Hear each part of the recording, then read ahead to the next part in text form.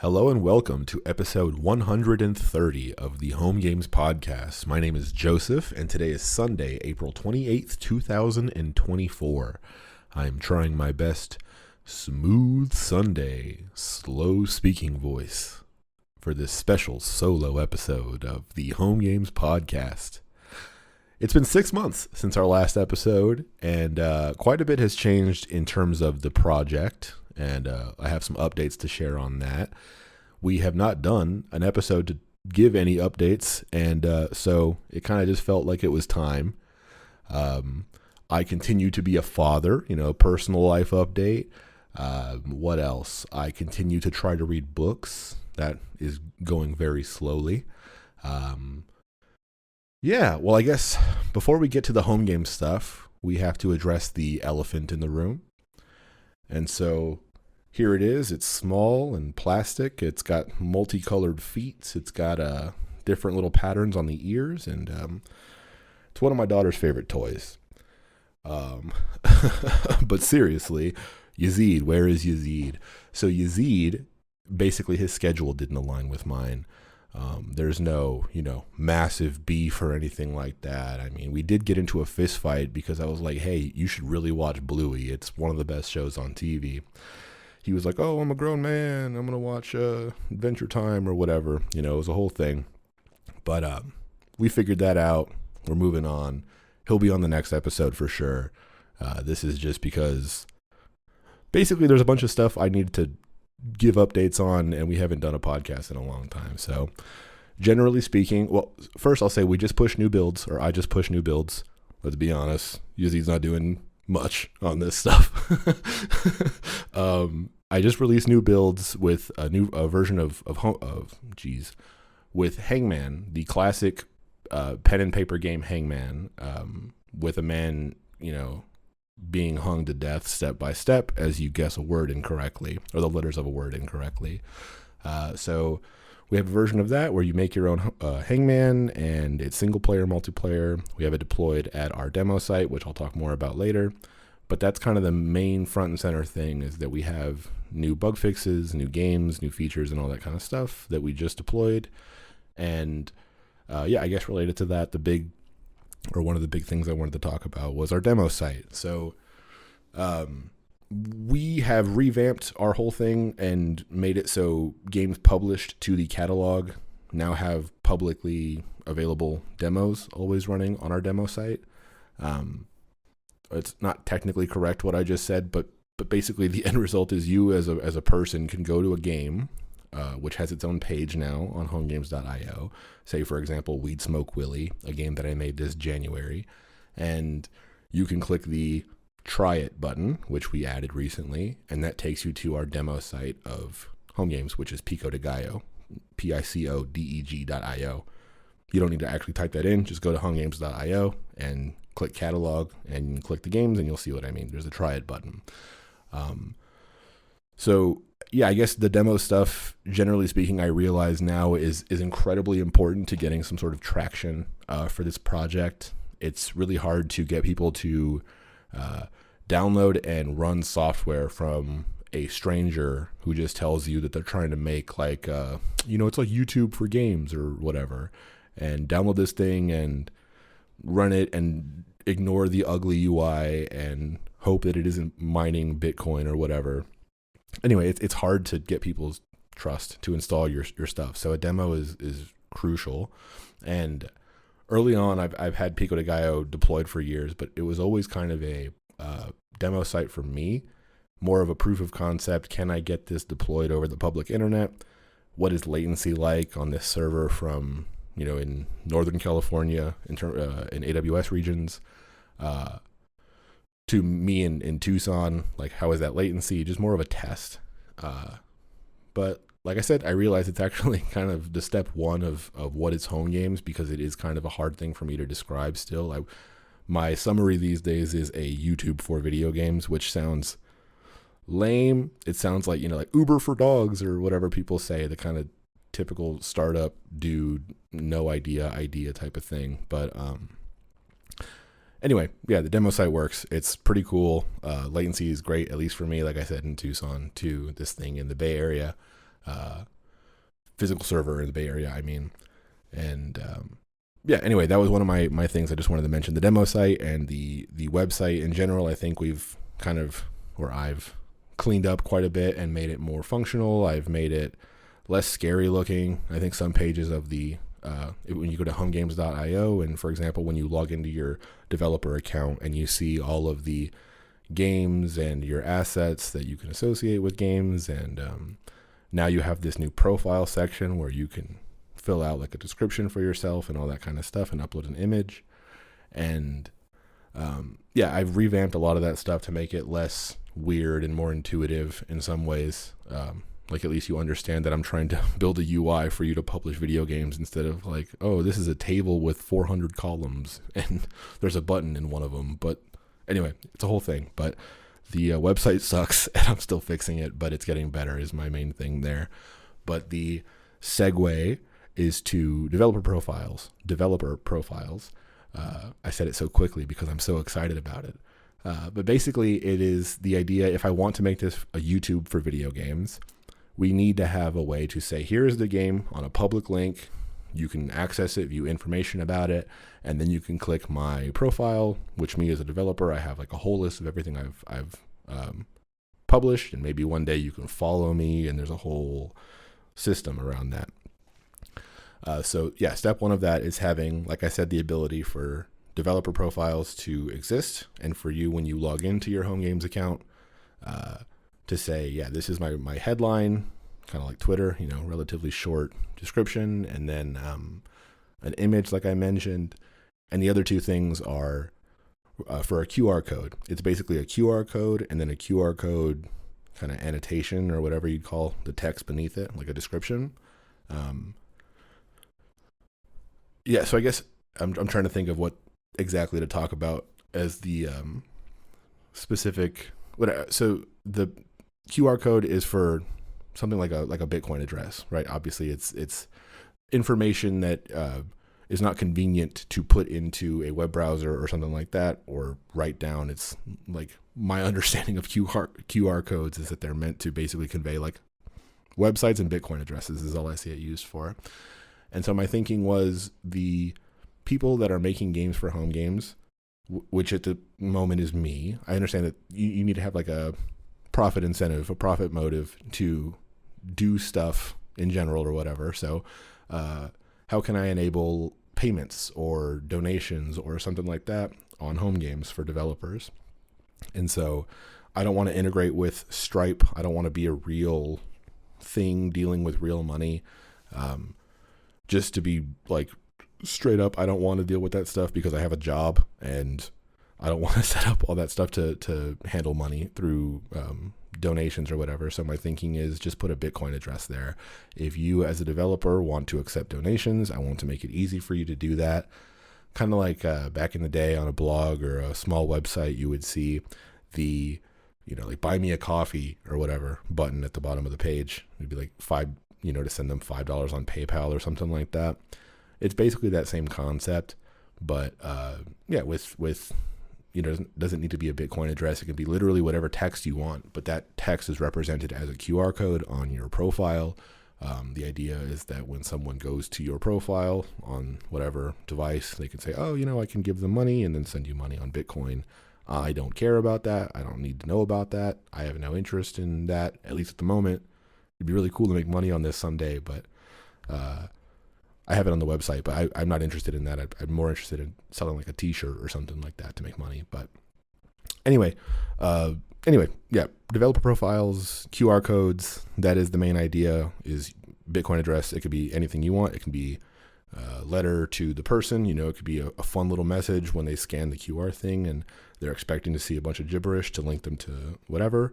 And it's actually just a message that says, like, I love you, or, something cute, or it could be a slur, whatever you want. I really, truly don't care.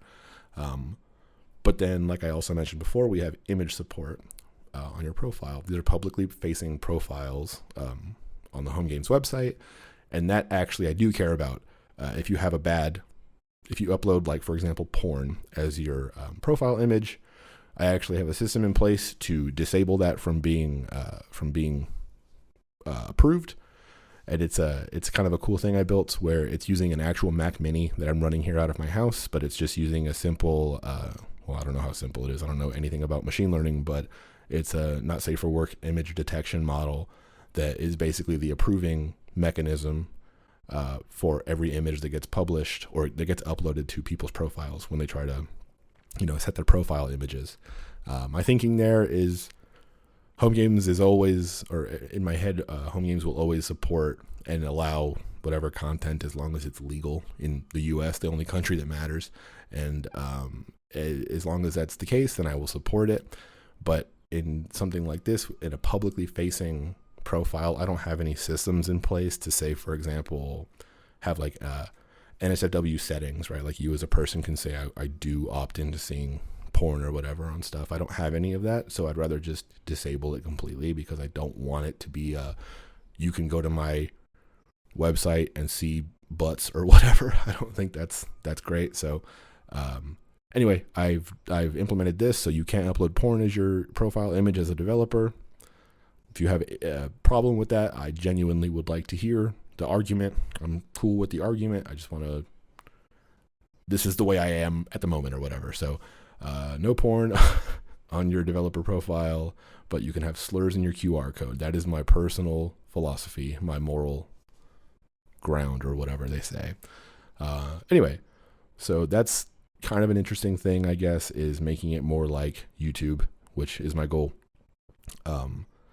And the other thing is the new games. So I made videos, or at least a video in January about Weed Smoke Willie, but essentially it is a game that has a relatively fast-paced score attack kind of gameplay, and it basically moves faster than any game that we've ever made in Homegames, and that was enabled by some performance fixes that I will talk about later. But it effectively runs at 60 FPS, at least it's rendered that often on the server, and in my testing, it actually works. It renders that quickly on most modern devices with web browsers. Most modern devices when testing with web browsers, I guess. The thing runs in a web browser. So anyway, that stuff has been running pretty well, but Weed Smoke Willie is cool. Like I said, I have a video, and it's fast is the main thing there. The other thing, the more recent thing, is Hangman. So Hangman, the classic pen and paper, man being hung to death step-by-step game, is now on Homegames. We have a single-player version of it, so you can just play against the computer. I have over or around 500 pre-generated phrases that you can guess. So, going through letter by letter, trying to guess the randomly chosen word out of this dictionary, or phrase out of this collection, So, anyway, that is pretty cool. I forgot what I was saying. Single player and then multiplayer. So, multiplayer is kind of the cooler version of this. It's actually kind of fun to play against the computer, but it's even better to have another person, and the other person, actually either of you, can create your own custom Hangman or use like a default. I have the default, classic dude dying. Then you can also use this very pixelated grid-based system to draw your own Hangman if you want. And so frame by frame, you'll say like, this is what I want frame 1, frame 2, frame 3 to be, up to frame 5. And custom Hangman, whatever you want. Could also be a slur. Again, have fun. Live your life. So anyway, that is working. And the multiplayer stuff is working pretty well. I guess that game is the most polished game I think I've ever made. Vegas Trail, I think, was fairly polished for what it was. What it was being like a pretty widely scoped, complex game that I wouldn't even say is really finished yet. But Vegas Trail was more of like, what can this do in terms of features? Like, what is every possible thing that this system can do? Whereas Hangman kind of does the same thing. We have custom images, custom fonts, custom I don't know, whatever, like hover effects on stuff. Like, we have every feature that we could basically use. But it is a simple, good version of them, and I think it's a really good showcase of what Homegames is at this very moment. So like I mentioned before, it's all deployed on our demo website. So please check it out if you are interested at all. If you're this deep into the podcast, I promise you care a little bit. So go to homegames.io and click around and check it out. And play Hangman because I think it's really cool. And so I have some other notes here, just kind of tangentially related to what I just talked about. Documentation. I hope Yazid isn't mad at me. It'd be funny if I opened this about, like us getting fake mad at each other. But he might actually get mad at me because I deleted all of his documentation for Squish. And I replaced it with about 2 paragraphs and some code examples. And I guess my thinking there is basically the documentation had already gotten stale. And personally, I don't have enough interest or really time to devote to documentation because the system and the project changes so frequently, and realistically there is no community yet, so there's no kind of there's really no reason to keep it updated, and so documentation just gets old and crusty and bad, and so I'd rather keep it short and simple so that way at least it's conceptually. Oh fuck, I forgot I didn't turn on the noise gate for this whole podcast. Well, whatever. If you get background noise, I'm sorry, but also not really, because, whatever. It's real, man. This is all real. So, anyway, documentation, I don't care about it, but I'm going to provide what we need to provide to at least provide high-level, important descriptions of what things are. And one day, when there's enough of an incentive to, I will create documentation. On the other side of that, I realize that we need documentation for creating games. Maybe someone can look at Pico de Gallo and Homegames and they can run the builds and they can play games, but there's this barrier to creating them because I have zero documentation about the way that you should create a game and what it, what you need to do in any way. In my head, it would always be people just copying examples from the stuff I've made and then, kind of freaking it and making it work. But I recognize that's not how basically anybody does stuff. The vast majority of people do stuff. So there needs to be some sort of a simple, straightforward guide. And so I view this as separate from documentation. Documentation is about the system itself. Homegames, like how does the squisher work? How does a game session work? I think that stuff is less interesting and less valuable, but how do you make a game is actually required for most people because you don't need to care about the system. What I'm actually delivering to you is a thing that lets you make games, but I'm not giving to you the thing that tells you how to do it, if that makes sense.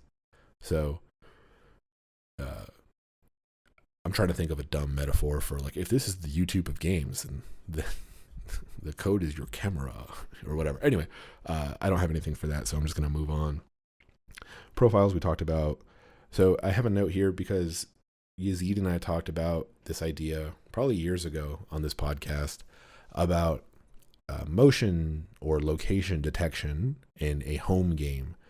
And so the thinking there was, how would we do, for example, a hide and seek, a phone or a game, a phone-based home game for hide and go seek, where the system would actually be able to say like, no, I know that you got within a foot of this person. The seeker got within a foot of the hider or whatever, kind of like for all you younger people, maybe a Halo infection type of thing. It's like that kind of a game, but in person with a home games thing. Anyway, the long and short of it is we can't do that with the way that things are today. We don't have access to precise location data via the browser. I think we would need to build something like an iOS app or an Android app to have anything close to, I don't need to know location, like your actual physical location on Earth. I just need to know precise locations, like relative locations between devices. And the web browser doesn't give us anything close to that. I think in my testing across a laptop, a tablet, a phone, and whatever, all I was able to get was there's a dot like half a block down the street, which is nowhere close. So basically, yeah, we would like to make games that are able to do cool stuff like that, but the idea of building an app, at least to me at this point, seems like a huge hurdle and not high enough priority to try to spend maybe, a year learning Swift. I don't know what the language is these days about or how you would build an iOS app, but anyway, yeah, that was just an idea, and I tried building a proof of concept, and it didn't work, and that's cool, and that's fine. What's another thing? Save games and hover states. These are pretty basic features that almost any game system, I don't really know what this is. I wouldn't call it a game engine, but game system would enable is save games and hover states. What I mean is, like, for example, when you're playing an RTS and you have a mouse, right, and you're moving the mouse across the screen, and you'll see some sort of indicator, some sort of like a hovering thing next to your mouse. You're not clicking a thing, you're just moving the mouse. And so we had no way of tracking that on the game side if you weren't clicking anything before. So something as basic as a hover state is something that I recently added in the Hangman implementation, and that's because when you're hovering over a letter to guess, it'll make it bold, which is pretty cool actually. If I do say so myself. But anyway, yeah, hover states is something that we added, and then save games, pretty self-explanatory. But we have a demo of this, and it's just a button. You click the button, a number on the screen goes up. There's also a separate button where you click it and it saves state locally. You can shut down the entire server. You can bring it back up, and the number will be back to where it was before you left, before you killed the session. And so, yeah, the game is basically just serializing state and then bringing it back up when it comes back. So not really fleshed out. I've never used a system like that before, but to me, it seems like it works, and it's working for that one demo. So anyway, save games is pretty cool. Hold on. Excuse me. So anyway, save games, hover, and then I had another relatively small bug fix for the click button thing. I don't even know why I started talking about it. It's not that interesting. I can now track it when you move your mouse up, right? When you click on a thing, mouse down, and then now there's mouse up event as well. That lets us do some actually kind of like smoother button click handling on the back end, but it's not really that interesting. Cool. So the next few things are so animations. I don't really know what or how game animations work. Like in Gears of War, I don't know how the actual files are made to make the guy look like he's running or whatever. But in my head, a simple way to implement it in Homegames is basically a slideshow of images. So I made a test. It's a 30 FPS animation with 30 PNGs that play in a sequence, and it actually works really well. That was enabled by a performance change, which I will also mention because I found basically a horrible bug in the way that we were handling state updates. So at its core, the way Homegames works is when something updates in the game, we have some things that listen to the state of the game and say, oh, something updated. Let me tell every player in the session what happened. They will see it on their screens, and we'll just keep going forever. So the problem was when I said, did something update in this game, I was doing it, I don't know the actual numbers, but let's say every time that something actually updated, I was seeing 20 updates or 30 updates. And so what that meant is when several updates were happening at once, when I say update, I mean like regular update. Say, for example, you moved a thing from here to here, you made 2 changes. It sent 40, and so say you cascade that out to even more, and performance just became horrific. And I found that, I think, in Weed Smoke Willie. Weed Smoke Willie basically has, let's say, 30 to 40 nodes on screen at any time, between bounding boxes and the asset representations like the images and stuff. And then there's a sound node as well, always playing the music. So there's quite a bit of data being sent in every single frame. And 60 FPS is, it gets expensive or whatever when you have all this stuff. And then using this tool that I built to look into performance data for a game server, I realized that we had this bug. Too many updates were happening, or I was reading updates incorrectly, I guess is the way to say that. And so now for every one update, I send one update instead of 20. drastic improvement in performance. Weed Smoke Willie, like I said earlier, runs at 60 FPS, and the animation stuff that I was talking about, the 30 FPS animation, works really well. I imagine it would work to 60 as well, but I did not want to draw 60 frames of PNGs, so I didn't test that. Okay. Next, I just have a note here about WebGL. When I was looking into this performance stuff, I considered just kind of swapping out our canvas rendering logic to use WebGL instead, and I was too confident. I just thought I could figure it out. I thought I was the GOAT, and I'm not, because I don't understand math that well. And I just tried looking into the basics of WebGL. I saw the word shaders. I saw numbers that were less than 0. I saw horrors beyond my comprehension, so I decided I would back out.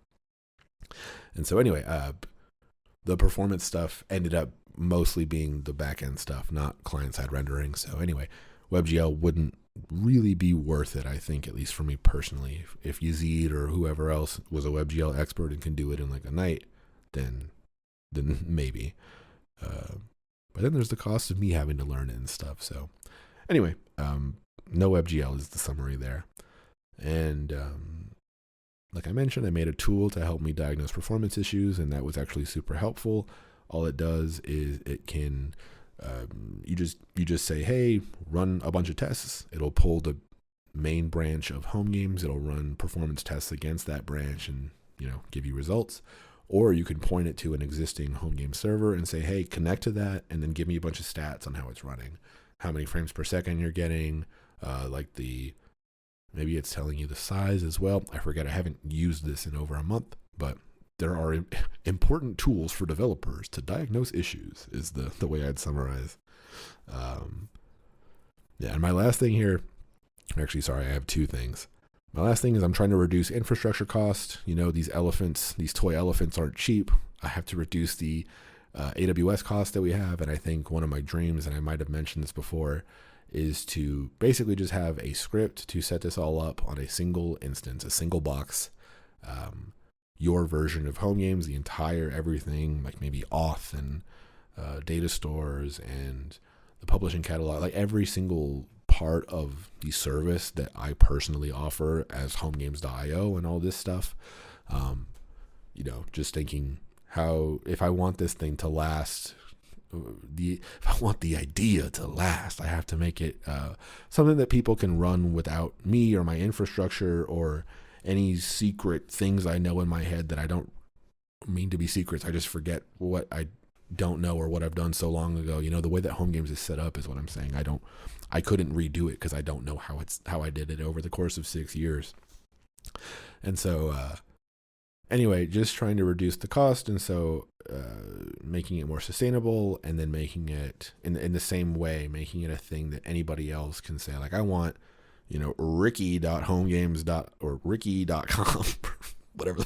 If you own ricky.com, you can make it homegames. Or whatever, your own version of Homegames, using this thing that I would like to make someday, which lets you take everything that I've made publicly available, the code and everything, and just make it all run for yourself. And it's all kind of magic, because our infrastructure is the thing that really kind of stresses me out. The updates, the builds that I release, and every kind of thing like that, it's all very finicky, and I'd like to make it more sustainable and reproducible and all the other big words that make people trust software. So the last thing I would mention, or I would like to mention, is I've added the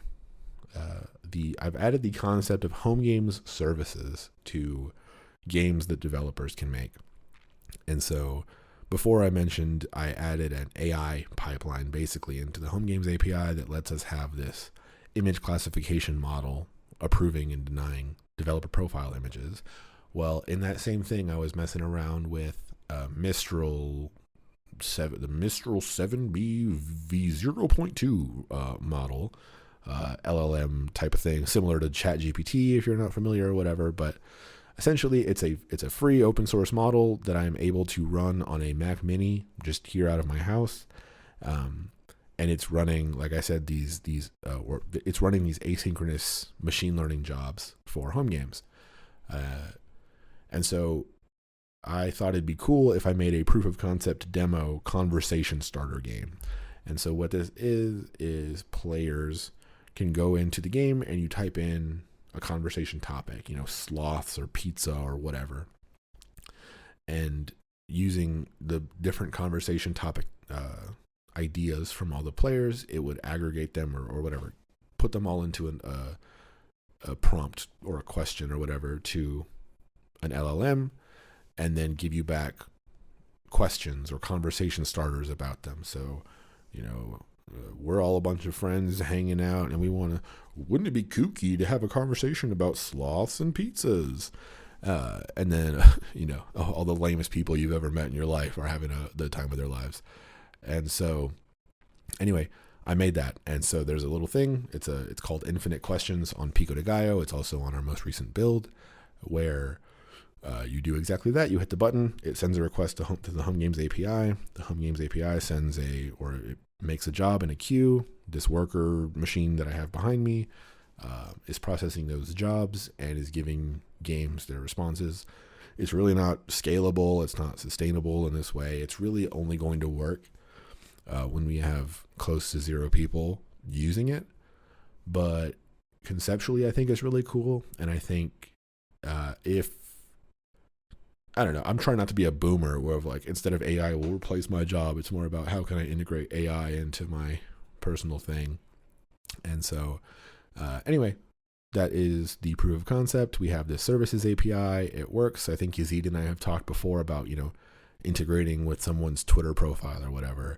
The thing I built for the AI integration would be the same thing that we would use for that Twitter integration. It's really the basis of, API to external things connection from your from games in Homegames. So I guess that's where that is going to end. Yeah, that's where that's going to end. So I guess I will leave it on the AI stuff is weird to me and kind of freaks me out, and maybe it'll replace all of our jobs or whatever. But I think Homegames for me has been like a confidence booster. It's been a really cool thing that I've had in the background of life. Life, as you may know, it gets very hard sometimes, and I have a real job. Sometimes that real job gets very hard or frustrating or whatever.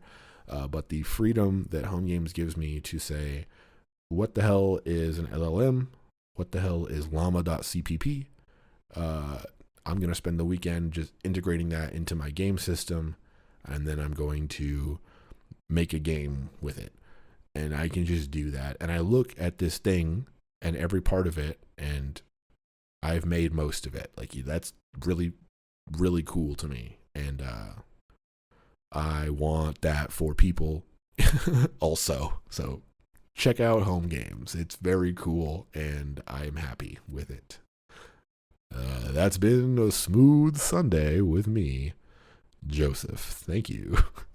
We'll see you next time. Yazid will be here.